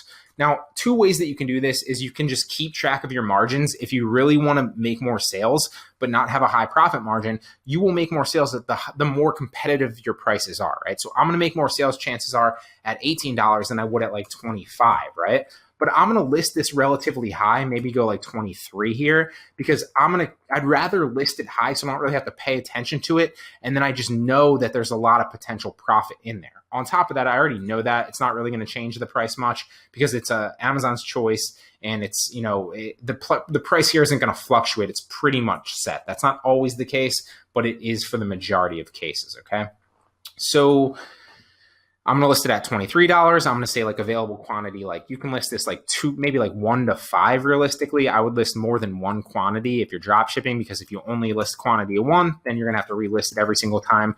But I wouldn't go crazy. I wouldn't be like, oh, I never have to relist this. I'm just going to put 99 quantity. And then I'm going to fix the title here. So we're going to go like kitchen, butane torch, culinary torch, referable. And then at the end of this, because sometimes it cuts off, you can leave it if you don't really care and you're just going for volume. I like to kind of fix it really fast. So like with safety lock, Boom. And we're going to select all of this because, like I said, we are going to paste it in the top of the description. And that's how our listing is going to look, right? When somebody comes to this listing on Facebook Marketplace and buys it, we're going to make the markup and profit. And that listing doesn't look too bad. I know when somebody buys this, I go to 96 here. It's got some tags and it looks pretty solid. I'm going to go shipping only. I'm going to use my own shipping label, right? We don't use a prepaid shipping label. So what I recommend is obviously just ship it with your own label, and then you can order it directly from Amazon or wherever. This is how dropshipping actually works, right? Order it from Amazon specifically or from whatever website that you're obviously ordering from, whoever your supplier is, directly to the customer, right? And then you can use the tracking number like I've said before. So you can see here that after all is said and done, if I sell this at $23 and I'm obviously making $21.85 after fees. That's one of the benefits of Facebook Marketplace dropshipping is their fees are so low, only 5%, which is the lowest online with a marketplace where there's a lot of customers on. So this is a great opportunity right now, and their fees are so low, so your margins are going to be higher. So I'm going to make $21.85 when I list this. If somebody buys it, obviously, I'm buying it for about $15, so that's a $6 profit margin or almost a $7 profit margin. Okay. So I'm literally almost, making 50% margin here on this product, right? I think that is over 50%. So then we're going to hit next and we are going to list. Congratulations on watching all the videos in this section. That's step one. Now you're already ahead of 99% of all the other sellers out there that are looking to finally take their sales to the next level. I owe a lot of my e-commerce success to a simple formula. It's learn plus action plus adjust, then rinse and repeat. And so you can learn or watch the videos like you've done in this course, but if you don't act on what you've learned, you won't get results. You also need to see what comes as a result of the action that you've taken. That way you can get feedback and then adjust your approach to get better results going forward. I used to be under the false assumption that just because I enrolled or purchased a course and I watched the videos that I would be successful. It gives you that quick dopamine rush and leads you to believe that you've accomplished something already, even though you have not. But that's not true. If I'm being honest, watching the course is the easy part. What comes next isn't necessarily hard, it just takes knowing what actions to take and some consistency. Now, I've been in the e-commerce game for something like 5+ years now. My team of VAs and I have listed tens of thousands of products across dozens of different websites, built out systems that are proven to scale your business, and we know what actions will get results quickly. More importantly, we've made all the mistakes. We know what not to do because avoiding the big mistakes is really the not so secret shortcut in the process. So if you'd like to jumpstart your e-com business and make sure you know exactly what you should be doing to get results the fastest, book a call with me so I can walk you through everything one-on-one. I rarely take consulting calls, but I've blocked out a few hours a week just for students in this course that are serious about taking their e-com sales to the next level and not just getting mediocre sales, but actually getting great results. This is a limited offer. It's only available for serious students enrolled in this. And I can't take call requests from everybody, so this is on a first come, first serve basis. By clicking the links on this lecture, you can book a one-time coaching call to make sure that you're headed in the right direction, not wasting your time, and not making those big mistakes that will delay your success. You can also ask me a direct question, which I respond to very quickly, or you can book a call package so I can get to know your specific goals and your business a little bit more intimately and make sure that you're getting results over time. Again, the truth is success with anything, but especially e-commerce, is not a one-time thing where you watch a course and now you've made it. It requires you to stay updated and consistently take the right actions. I'd love to make sure that you're doing that and you're on the right track. Click the links to book a call package that works best for you, and we'll talk soon. So Offerup is a great opportunity to also, list on another platform, make more sales on another platform, communicate a different product to a different type of buyer that may not be on Facebook on, again, another platform. Okay. So the main issues with dropshipping on Offerup, first and foremost, is they only want you to list from your phone. Okay. So if you go to the website, and you try to list it or post something, it's going to tell you to download the app. So currently they only really want you to list from your phone. You need to use an Offerup label a lot like Poshmark, okay? So you need to use the Offerup label to ship to the customer, okay? And that is, kind of a hindrance because you can't literally order from your supplier directly to the customer. When you make a sale, you order that product to your house first. In this case specifically, you need to use a supplier that's going to obviously have fast handling times. So a supplier and a product, right? A supplier and a product that has fast handling times and fast shipping times so that it's going to get to you within 2 to 3 days, because you need to ship out within 2 to 3 days on Offerup. So if you list, for example, an Amazon Prime product and you order that Amazon Prime product to you, well, it's going to get to you in most cases within 2 days, right? Because Amazon Prime's free 2-day shipping, and a lot of times now it's free 1-day shipping. So for me, for example, like when I used to do this heavily, I would list products with Prime. It would come to my house like the next day, if not like a day later, and then I would literally just package it up with the Offerup label and then bam, ship it out to the customer. If you do it on mobile, however, you'll see here that one of the main issues is like you need to actually snapshot the pictures on Amazon or wherever you're taking the pictures from, whether it's Walmart or wherever, and you need to actually screenshot them and then save them, and that takes a lot of time, so it slows you down and kind of hinders the amount of listings that you're able to do. And so one of the things that I learned is if you simply download one of the apps that is Microsoft Edge, Firefox, or Google Chrome, it makes it a lot easier because you can just tap on the picture and save it. So let me show you what I mean here. If we tap on these pictures right here, I can just hold in on Microsoft Edge and save the image, tap the second one, save the image, tap the second one, save the image, and you get the picture, right? And I do that for every single image there, but it's a lot faster than if you had to screenshot every one of them. Now all I have to do is I copy the title there. Let me zoom in a little bit so I make sure I get that. I copy the title there. And now I have the images and the picture. So now that we have the picture and the title pasted in there, we just need to make sure we categorize this correctly. So this is collectibles and art, let's say, and you could say arts and craft supplies. Subcategory, you always want to put in there as well, and we'll just go all the way down to other. The categories matter on Offerup because obviously it's going to help you, but because there's so little competition and listings on the platform actually, because everybody has to do it for mobile, they don't matter as much, and so that's a little hack and tip to go a little bit faster as well. And then you just copy the description. This is marked at almost $50, so we'll mark it up, paste the description in there, hit next. We'll list this at like 67, well, let's go 75 just to be safe. I don't ever auto accept orders, and this is medium, and then post it. And you'll see just how much faster is posting on Offerup when you use an actual browser app, either Firefox, Edge, or Google Chrome. It makes it a lot faster because you can then save the pictures instead of having to like screenshot the actual image every time, which is gonna slow you down drastically. All right, so what happens if you get an order, right? How do you actually find that product? Well, there's a lot of different ways that you can actually go ahead and find that item. The first thing that you want to do, obviously, is click in. These are orders that I got a while back. So click into the actual item. The first thing that you want to do is obviously the easiest. Just take the actual name of the product, assuming you haven't changed it too much. Even if you have changed it a little bit, you can still probably just paste it into your supplier. So if this is an Amazon one, paste that title into Amazon, and boom, you can see that product is literally right there. If that doesn't work and you can't find it that way, then you can paste it into Google, see if it pops up on Google, and chances are other similar ones, so you can see this is actually on eBay. It's on Shine, it's on Amazon, it's also on Amazon again. That might be, no, that's a slightly different listing. And it's on Dropship Close as well, right? So there's a number of different suppliers that are all giving something very, very similar to this. Now, if that doesn't work, one of the things that you can do that a lot of people don't know is if you're using Zeedrop like I recommend, and you click into Zeedrop, you'll see that it stores all of your actual inventory, right? And where it was listed. So if you just click down on advanced search, you can search keywords into the title function here. Like for example, we'll say sleeveless striped and see if it pops up. Click filter, and usually the pictures are right here so you can see it a little bit better, but for whatever reason it's not loading right this second.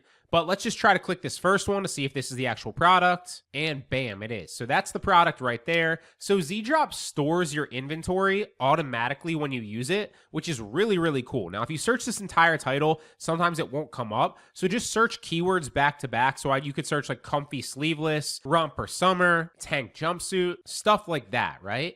and you can search pretty much anything in here. It's going to store it. Now, if that doesn't work and you can't find it in Zeedrop using the actual keyword search, that will take you directly to your supplier when you click on the product image. So click on this, it will take me to that product listing. But if that doesn't work, you can't find it on the supplier, you can't find it on Google, and you can't find it searching keywords in Zeedrop, one of the best things that you can do is just save one of the images or save a few of the images and do a reverse image search on Google. So just save one of the images, doesn't matter as what. You can see I literally have it bookmarked here because my VA uses it all the time. You search by image on Google, put that in there, and that should analyze the image and then come back with all the places that it finds a similar image. There we go. It's on Amazon.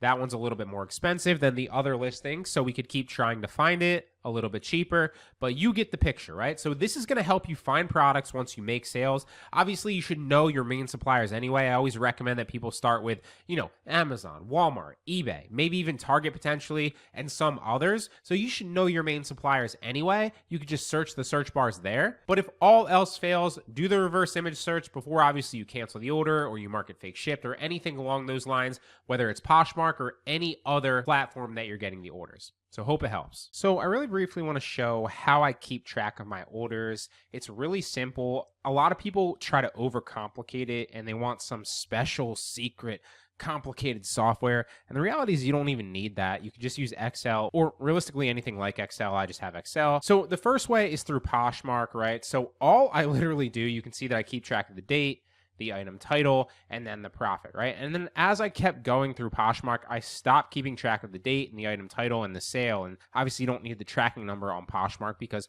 on Poshmark, you're using their labels. You need to. Same thing with Offerup. So this is just like a dummy Excel spreadsheet to show you guys how I operate this. Obviously, I would also have one down here for Offerup, one for Facebook Marketplace, obviously Mercari you see here. The list goes on and on.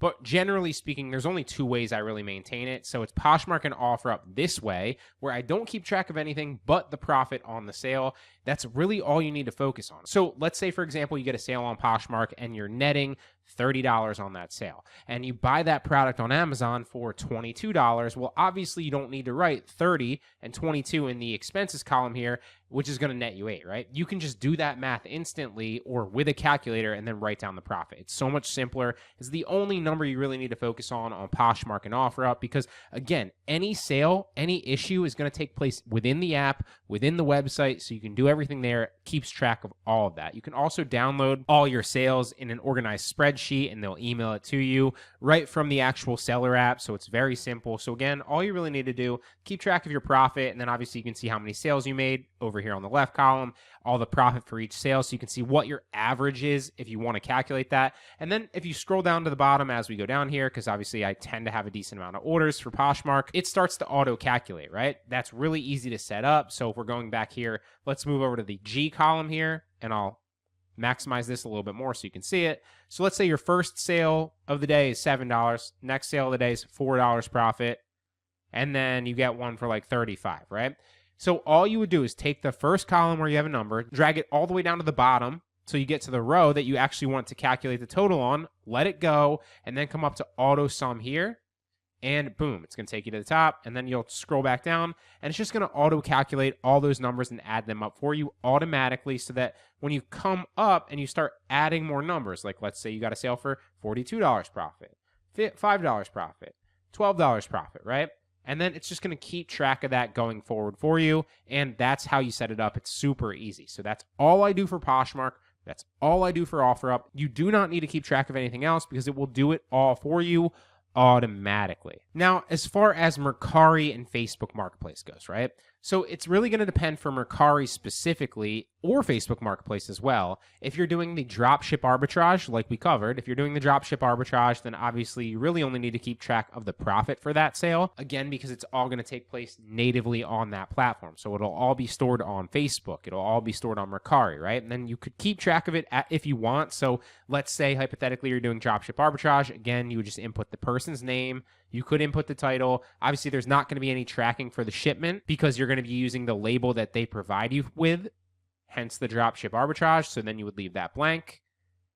You'd put in what you earned on the platform, right? So if it was Mercari in this instance, you could say 55, and then you spent 45, and then to get the average profit for this column, you just go equals this column minus spent, enter, right? So again, we'll do like one for here. Let's say you got $56. It only costs you 27 this time. See, it starts to auto calculate as you move down. So you only really need to do it once or twice in these columns. Let's delete these just so I can kind of show you. So we'll go 54 and we'll go 27. And see how it didn't auto-calculate because it hasn't picked up that that's the rule we want yet. So to get it to actually start auto-calculating, you go equals when you're clicked on the actual profit cell here, equals this minus that, enter, there you go. And then as you do that 3-4 times, it's going to start auto-calculating as you go down. Didn't do it that time. See if it does it this time. Didn't do it that time. See, started auto-calculating already at the 5th one right there. And then to get the profit at the bottom, just like anything, you're going to drag it down. Let's delete this out just so you can see. You're going to drag it down, auto-sum it into that column. Boom, 93, and then it'll start adding, right? If you need to add any rows, obviously this is really high. You just hold Control-Shift+, and it'll start adding rows and moving everything down, keeping the rule. So it's really easy to do that. It's probably something similar on Mac. Just Google whatever it is, but I'm sure it's probably like Command+ or something along those lines, something very similar. But this is how I keep track of Mercari and Facebook and other sites like that where you're going to be drop shipping directly. Because like we talked about, each platform is different, right? So on Facebook, you could do the dropship arbitrage or you could drop ship directly. On Mercari, you could do the dropship arbitrage or you could drop ship directly. It's going to depend on your supplier and your approach. And obviously, I talk about that in those individual lectures. So it's going to depend what you're putting in these cells here. But if you're drop shipping directly, you obviously want to keep track of everything because you need to be able to look back at this in the future if for whatever reason you get a return request, if for whatever reason you have an inquiry about some kind of order, you want to be able to look that order up. You don't want to be playing guessing games and just being like, oh, I don't remember that order. That was 2 weeks ago. No, you want to have all that in an organized spreadsheet, keep track of it. It does it once you get good at it. This takes literally like 30 seconds when you're placing an order. You're just recording, okay, what's the item title? Obviously, I'm just copying and pasting these in. Normally, I just put these in for the sake of showing you, examples, but you're just going to copy the actual title on the order. Paste that product title in there, and now you'll know. What's the buyer's name? Now you'll know. That way, if you ever get an inquiry from Frank Alvarez or whatever that is, right, you just come in here, Control F so you can search through the spreadsheet, and you go, well, I got an inquiry from Frank A in Mercari, search and find it, and that will pop up with that order, so now you know, right? Then you input the tracking number here. Again, you're just keeping track of everything. You want to stay organized. You want to keep track of all this stuff so you can look back at later and make sure. Now, another reason that this is important, obviously, is let's say, for example, that you get an order where you're losing money, or you get an order that's something that's out of stock and you fake shipped it. Again, I've covered this in another lecture, why you may or may not want to do that depending on the specific situation, platform, etc. So one of the ways that I keep track of that really easily is I'll just highlight that column in blue, and then I know going forward, let's say I get an inquiry from Tyler Bloom, says his product wasn't delivered. I come into the spreadsheet, I search, because again, you're not going to have 4 orders here. You're probably going to have dozens or hundreds, right? So it's going to be tough to look through them all. So you just search, okay, well, Tyler Bloom is complaining that his order didn't deliver. So I search that up. Oh, I can see immediately it's blue. That way I know immediately I fake ship that to them. He's not in the wrong. I did it, and I can preemptively handle it, admit I'm wrong, and it's really advantageous to keep track of it all, right? Then obviously once you put the tracking number in and you mark it shipped, what I do is I come in, you want to keep all the data, but you don't want to get bogged down and overwhelmed, so I'll just come in and I'll make that size 1 in the font, and then you can't see it anymore, but the data is still there if you still need to search. Okay, Tyler Bloom said complaining. Oh, we know that this one's Tyler Bloom, so then I can just re-maximize that out and then see that again, right? So then it'll slowly start to look like as you process orders, all these are going to be minimized, so you can only focus on the orders that you still need to ship out. It's the easiest way that I found to keep track of all this stuff. It doesn't matter if you're keeping track on Facebook, Poshmark, Mercari, wherever. This is the easiest way. You don't need some fancy software to keep track of it for you. Just keep it in an organized spreadsheet, set it up to auto-calculate like I showed you, and do it month to month, right? You can see I marked this July 2024. Obviously, we're in August now. I'm just showing you I deleted all the orders that were actually on these spreadsheets, but I do it month to month. That way I can look back at the end of the month, see all the data for that specific month, right? See how much profit I made on each website. What you track, you can obviously improve. That way you can know, okay, hey, I'm crushing Poshmark right now. Maybe it's time to focus a little bit more on that because that's yielding more results. Or, hey, Facebook Marketplace is kind of taken off. Or, hey, my Mercari sales have dipped. They used to be, $2,000 a month in profit. Now all of a sudden they're $1,200. Where are we going wrong? And then you can kind of look back. And then you can pick up your spreadsheets for the previous month, right? Like open them up from like months past when you're doing better. See what products you were selling at that time, right? Literally go look through and be like, okay, I sold a bunch of these. Maybe I should list more things like that. What you track, you can improve, so keep track of everything. So how do you track your inventory? How do you deal with price changes when drop shipping on these websites? Do you use software? Do you need something that automatically connects in and is constantly changing everything to make sure that you never sell an item that's out of stock, or never sell an item where the price has drastically increased and now is losing money? So when you're drop shipping on platforms like Amazon or eBay, right? There's a lot more software available that can track and adjust your prices and your inventory based on the supplier's website. And this is obviously going to ensure that you remain profitable and you never receive an order where your supplier is then out of stock on that item. But a common question I get is like, what software do I use on sites like Poshmark, Mercari, Offerup, Facebook Marketplace? The list goes on. And surprisingly, I don't use any software for this. I have over like 30,000 listings probably across all of them, maybe more. And I manage it all without a repricer or without a stock monitoring tool.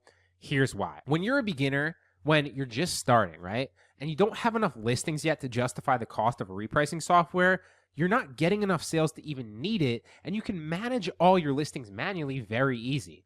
Plus, any software solution that you would use for this would get expensive very, very fast as you add listings. Trust me, I've looked into all of them. Now, if you're an intermediate and advanced seller, at this stage, while software might sound advantageous because you obviously have more listings, consistent sales are going to bury any occasional needs that you're going to have to cancel an order due to an out of stock or a price change. So if you have to cancel an order, it'll just get buried in your metrics because you're selling so many so consistently. It's not going to matter. And then at that point, you can simply put the product out of stock or delete it from your inventory so you don't sell it again, or you can increase the price if you're losing money on it and then cancel a sale for that reason. For example, I rarely have to take a loss on a product, but if I do, then I just adjust the price immediately, or I cancel the order if the loss is significant. Since I sell like 10 to 20 items a day roughly, one canceled order every week or even every few days doesn't impact my overall metrics significantly. Now, depending on your account, you can cancel up to 5 or even 10% of your orders without an issue. I would not cross that 5 mark though. I would try to keep it underneath that. And of course, platform to platform, it's going to differ, but generally speaking, if you're selling a bunch of orders, canceling an order here and there is not going to be a big deal. Now, when your supplier is out of stock, I keep track of the order in a spreadsheet and I'll check back daily. And if it's still out of stock after a few days, then I'll cancel the order at that point. This rarely impacts my metrics because it's a small fraction of my overall sales. Now, many people overcomplicate dropshipping by thinking they need some special software or special sourcing strategy. They think that they need all the bells and the whistles to get started and make any money, but that is the furthest thing from the truth.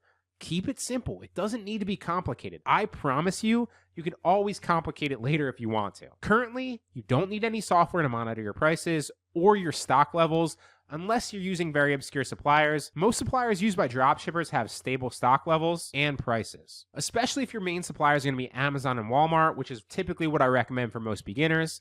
And if you're using something like Target or eBay, obviously, then you might need to change it a little bit more frequently, but that's why I suggest building the base of your store with Amazon and Walmart first. They're more reliable, they're more consistent. Then start branching out to more obscure suppliers, even other ones than I've mentioned, because then you can get different product types, differentiated products that no one else is selling on these sites, and increase your margins. And if you're listing with a margin that's high enough, slight price fluctuations on your supplier's website won't put you at a loss anyway. So to summarize, don't overcomplicate things, list a bunch of items, see what works, and scale from there. If you're not making consistent sales, list more products, do some product research. Avoid getting caught up in the latest software trends. If you've got a listing software that works, that's all you need. If you're dropshipping on somewhere like Poshmark too, then you might need a share bot as well.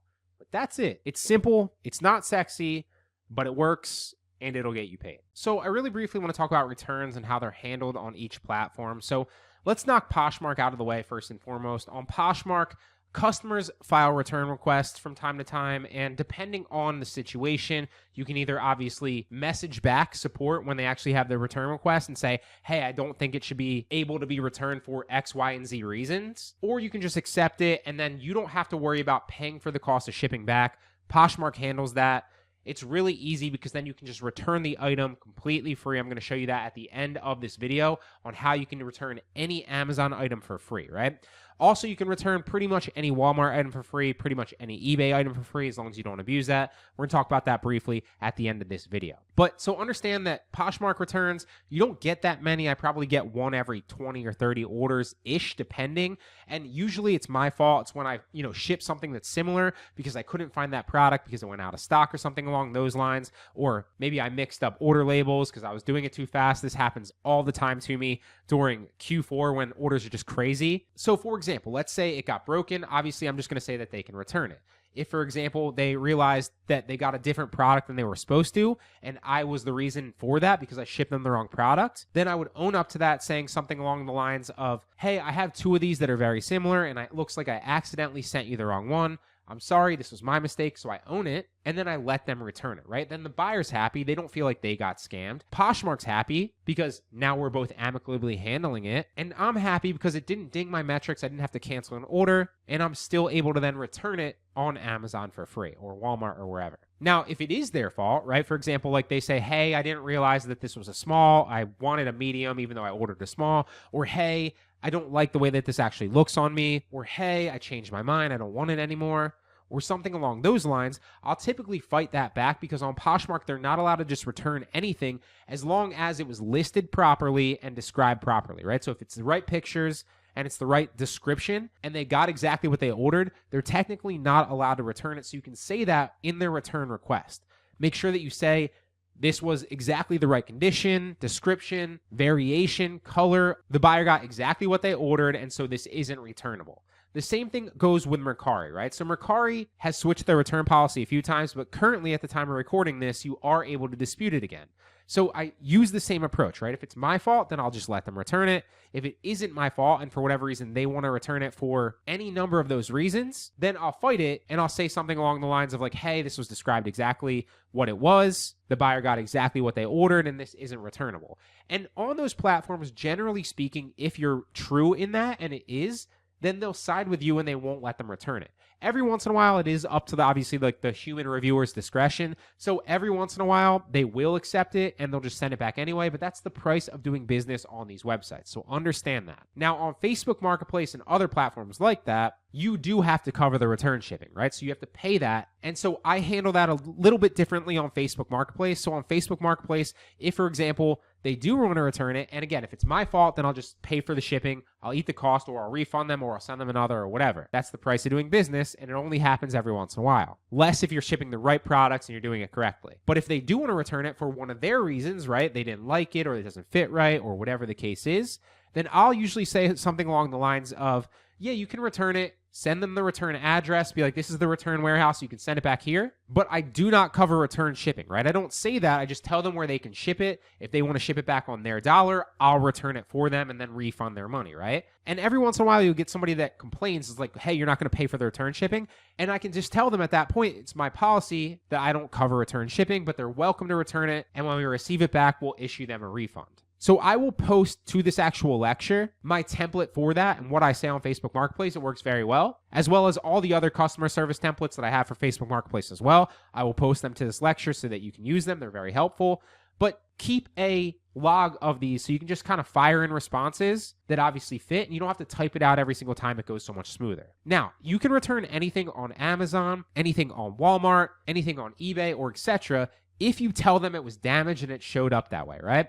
Now, this is going to be your call, and you need to make the decision yourself if obviously it's not damaged, whether or not you want to damage it yourself and then ship it back. Because obviously if it showed up damaged, it wasn't what you were expecting, and so they need to honor the return and the refund. Now, again, that is an ethical concern, so it's up to you to make that judgment call if you want to do that. I'm just giving you all the tools and then letting you decide what you want to do, but you can return pretty much any product if you say that. you show proof of it, obviously, that would indicate that you do need to damage it yourself, right? So whether you rip it, you break it, whatever, I'm not telling you to do that. I'm just saying that is an option. Again, giving you all the tools from my experience if you want to go that route. Now, on Amazon specifically, you can also return anything by just simply saying it's an inaccurate website description. I'm going to show you that right after I'm done speaking. I'm going to drop a video that I did teaching you how to do that very, very easily, so you can return any product for free. Obviously, that's going to increase your margins because you don't have to pay to ship it back, which will then cut into your costs for orders that you're actually not getting profit on, right? So that's pretty much everything about returns and how I handle them on different platforms. Really hope it helps. What you basically do, here's an example of a skin thing that my girlfriend just ordered. So if I wanted to return this for free and get my $17.99 plus whatever I paid in tax back, then what I would do is I'd simply hit return and replaced items, okay? Now, there's many ways to return an item on Amazon, but if you want to make sure that you get all your money back, right, including the tax, what you want to do is you want to select that item, and then when you choose your response, you want to choose inaccurate website description. It's going to ask you for comments and to, basically explain why it's inaccurate. So you can literally say like, not what I was expecting, or, isn't as described, or whatever you want. Now, full disclosure, I don't recommend doing this with a lot of products, obviously. Obviously, you're getting your money back, and the seller that sold that item is going to be potentially out that product because it's going to say that, it wasn't as described, or it might not necessarily go back into their active inventory or inventory that they can fulfill, right? So they might need to either get it sent back to them and then ship it back into FBA, or potentially get it destroyed, okay? So I recommend that you don't abuse this, A, for the sake of the other seller, not that you owe them anything, but just because it's a nice thing to do. And B, because you don't want to be seen with all your certain metrics if you're ordering only like 10 products, right? And you're returning 5 of them for, as inaccurate website description. Well, that's going to look weird in Amazon's eyes usually, right? And it's going to probably tick off the algorithm a little bit, and it's going to look shady, right? So if you're ordering hundreds of products, then what you can do is you can do that every once in a while, right? But I wouldn't recommend abusing it and doing it too much. So if you're ordering a couple hundred products, can you do it 5 to 10 times in a month? Of course. Get your money back for certain items. You shouldn't be running into many issues like all the time anyway, but this is just another tool in your tool belt that you can utilize to get your money back on a product if you need to. Okay. Short tutorial now on List Perfectly, which is a multi-channel cross-posting software that you can use in your own reselling business to save you a lot of time and post to more marketplaces. So you can post more items to more places and more potential buyers, and obviously spend less time doing so, right? Now, there's 3 different plans. I'm on the middle one, which is $49.99 a month, but you can start out with the more basic plan, or if you're already scaled up, you can obviously scale up a little bit more. I don't see the need realistically for the top plan, at least so far with me, but you might, okay? Now, it's like I said, the one that I recommend typically is like $49.99 a month, and it's really going to depend on how many listings and products you obviously have, right? Whether it makes sense to you. There should be like a threshold realistically. If you only have like 10 to 20 products and you're just kind of starting, then obviously this software doesn't make sense for you, and this is not the video for you. But if you're a beginner and you plan on scaling, then you should pay attention to this. Or if you already have a decent amount of listings, like there's really no one size fits all answer. Maybe it's like 50 or 100 plus or something like that. Then this software is a no-brainer, and it makes perfect sense because then you can cross-post it to multiple platforms, save yourself loads of time, and it's just so much easier to use when you're actually doing so, right? You'll see these little List Perfectly symbol on all of your listings, regardless, as long as you're signed into List Perfectly and sign in your store, obviously. And then from here, you can click this and post it to any of the sites. But this is a game changer because you can select whatever ones you want to post to and wherever you have a store, and it will literally cross-post it to every other place. So for an example, let's cross-post this bikini right here to Mercari, okay? And you'll see that it literally pops up with the Mercari listing, and it will start populating all the information from that Poshmark listing into Mercari, right? And it does this all for me. I don't have to do it myself. I don't have to copy the pictures manually, paste them in. I literally just sit here, wait about 20 to 30 seconds, and then I verify everything and put some of the other stuff in there. Now, because I'm doing this from Poshmark and it doesn't have any hashtags, obviously it's going to be different if you add some things in here from the actual List Perfectly, like website. But when you're cross-posting specifically from Poshmark, it's not going to have the hashtags, so you just need to add them in, okay?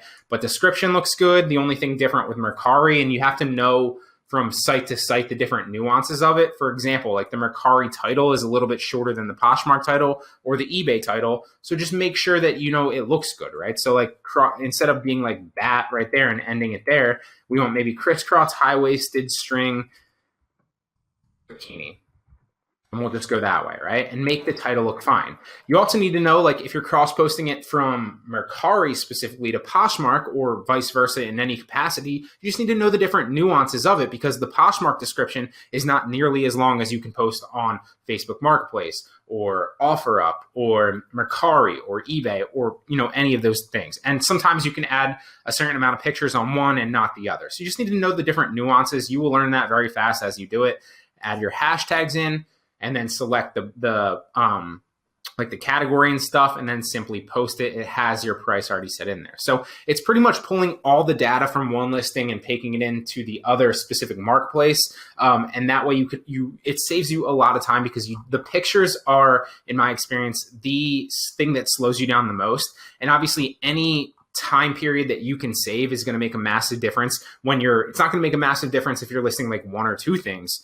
But if you're listing like 10 to like 100 items a day, it's going to save massive amounts of time and is so worth it, okay? At this point in the course, you've learned the fundamentals of listing and drop shipping on a few marketplaces. And while this is a fantastic place to start, the truth is there's much bigger opportunities out there once you're ready to expand. And there's a lot more nuance to understand about each specific platform so you can get a lot more sales. Now, if you want to learn more about retail dropshipping, not just the basics, but everything that I know on all the top platforms out there currently, then the best next step for you is to enroll in my e-commerce accelerator. If you follow what I teach inside the accelerator, there is no reason that you can't be making thousands in profit without spending a dime on ads. It is all done through organic retail dropshipping, just like we covered the basics in this specific course. Now, once you have that reliable income stream, you could use it as a side hustle that pays your bills, or as a foundation to,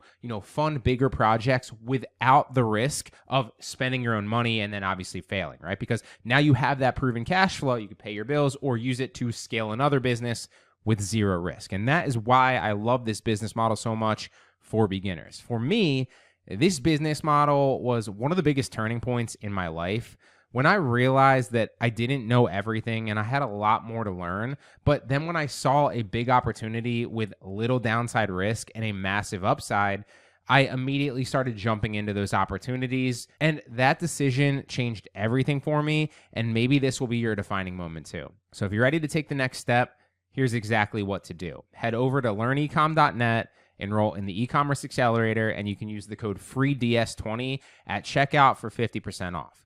This discount is exclusively for the students in this course that have gotten through it to where you are now. Or if you want the easiest option, I will also link it to this lecture either above or below, and that direct link will take you directly to the enrollment page with the discount already applied for you, all right? Now, this is the same exact system that I wish that I had when I started. It will save you time, it will save you money, and it will help you build consistent monthly income from week one. So bet on yourself, take action, and I'll see you inside.